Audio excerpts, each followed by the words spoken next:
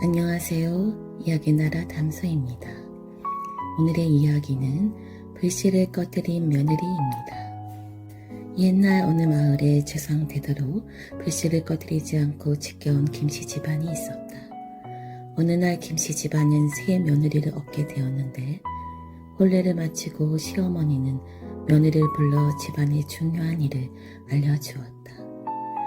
이제부터 네가 불씨를 맡아서 잘 간수하거라. 네, 어머니.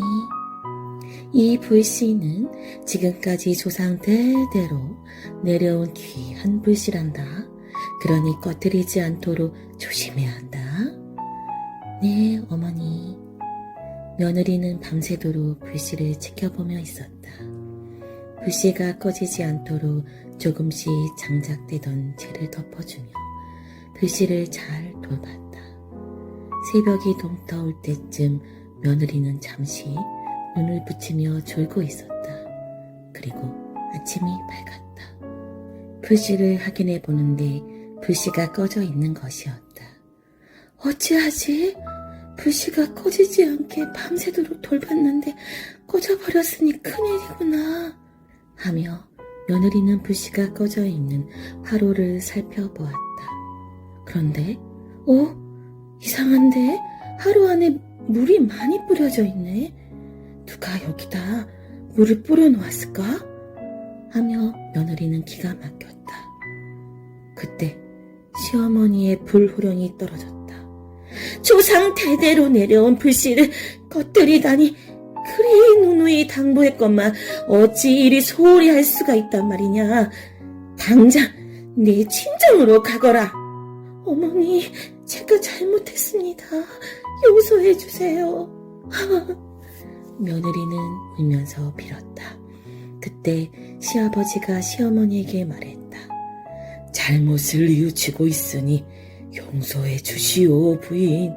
하고 시아버지는 며느리에게 기회를 주었다.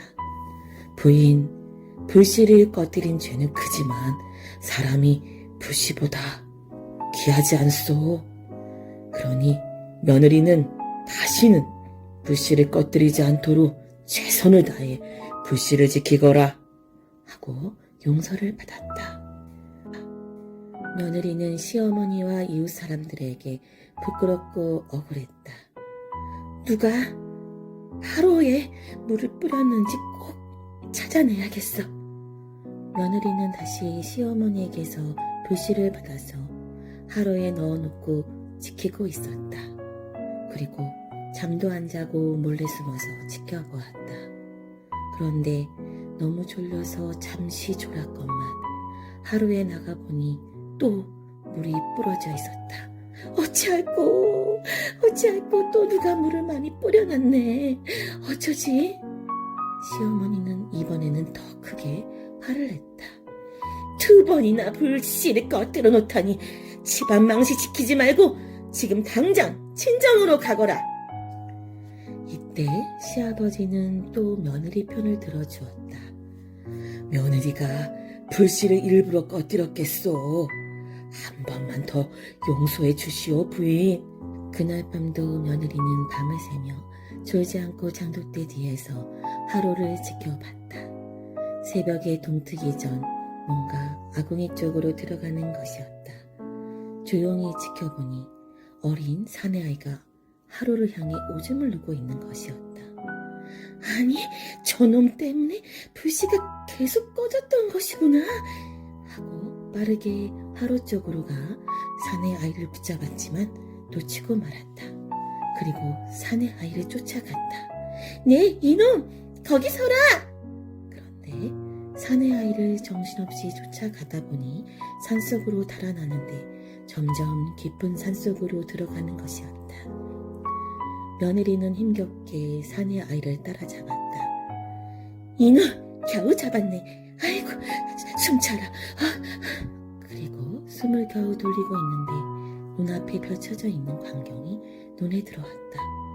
아니, 이게 다 뭐지? 삼삼밭이네? 세상에 이렇게 큰 산삼은 본 적이 없는데 어찌 된 일이지? 하며 사내아이를 쳐다봤다. 너무나 놀라서 그만 주저앉았다.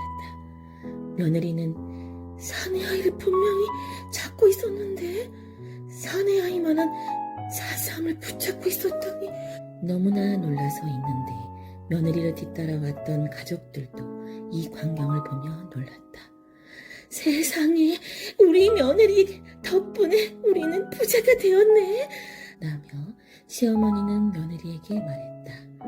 시아버지는 조상 대대로 불씨를 지켜온 가문의 정성을 보고 복을 주려고 우리 집으로 보내온 것 같소.